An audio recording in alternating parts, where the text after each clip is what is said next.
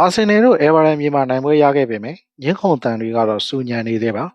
ပရိသတ်တွေသဘောထားကွဲလွဲနေကြသလိုဝေဖန်သူတွေကစောင့်ကြည့်နေကြပြီးမန်စီးတီးကလည်းနောက်ကနေတောက်လျှောက်ဖိအားပေးနေပါပြီဒီပွဲစဉ်အကြောင်းပရိသတ်တွေရဲ့တုံ့ပြန်မှုနဲ့ဒီအခြေအနေတွေကပရီးမီးယားလိချန်ပီယံလိပွဲအတွက်ဘာတွေပြောနိုင်လဲဆိုတာကိုကြည့်လိုက်ကြအောင်ဗျာ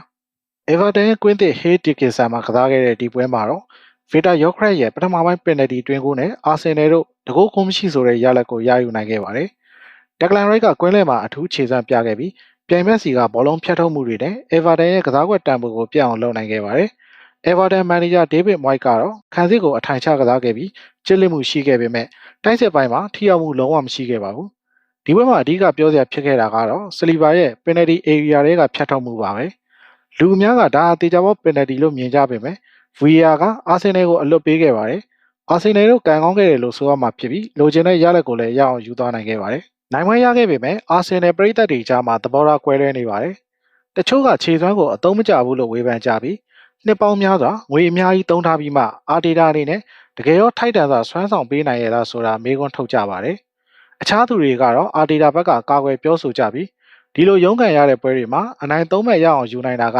ချန်ပီယံတွေရဲ့လုပ်ရပဲလို့ဆိုပါတယ်။ဒါကတော့ချက်ချင်းအောင်မြင်မှုလိုချင်တဲ့ဆန္ဒနဲ့ရေရှည်အမ်ဘရာတစ်ခုတိစောက်ဖို့လိုအပ်တဲ့တီးခတ်မှုတို့အကြအားပြိုင်မှုလိုပဲဆိုရမှာပါအာဒေတာကတော့သူ့အသင်းရဲ့ခံစစ်ပိုင်းကြမ်းကြမ်းခံနိုင်တဲ့ကိုချီးကျူးခဲ့ပြီးအေဗာတန်တို့ဂိုးသွင်းခွင့်မရသလောက်ဖြစ်ခဲ့တာကိုထောက်ပြခဲ့ပါတယ်နိုင်ပွဲရယူနိုင်ခဲ့တဲ့အသင်းစွမ်းရည်ကိုနှစ်သက်ကြောင်ပြောဆိုခဲ့တယ်လို့အေဗာတန်ရဲ့ကွင်းသစ်အတွက်လည်းဂုဏ်ပြုစကားဆိုခဲ့ပါတယ်တစ်ဖက်မှာတော့ Moyes ကဒက်ဂလန်ရိုက်ကိုကမ္ဘာအကောင်ဆုံးကွင်းလေလူဖြစ်လောက်တယ်လို့ချီးကျူးစကားပြောကြားခဲ့ပါတယ်အာဆင်နယ်တို့ရုန်းကန်ပြီးနိုင်ပွဲယူနေချိန်မှာမန်စီးတီးကတော့သူတို့ရဲ့အင်အားကိုထောက်ပြနေပါပြီ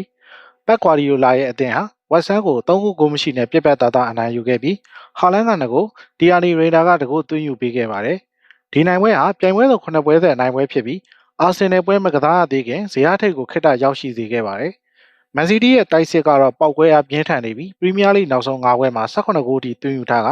သူတို့ရဲ့အရှိန်အဟုန်ကတရိပ်မြင့်တက်လာနေပါတယ်။ကျွန်တော်တို့ဦးထဲမြင်ပြောရရင်တော့အာဆင်နယ်အနေနဲ့ကစားပုံအကောင်းကြီးမဟုတ်ပေမဲ့နိုင်ပွဲရယူနိုင်ခဲ့တာကလက္ခဏာကောင်းတစ်ခုပါ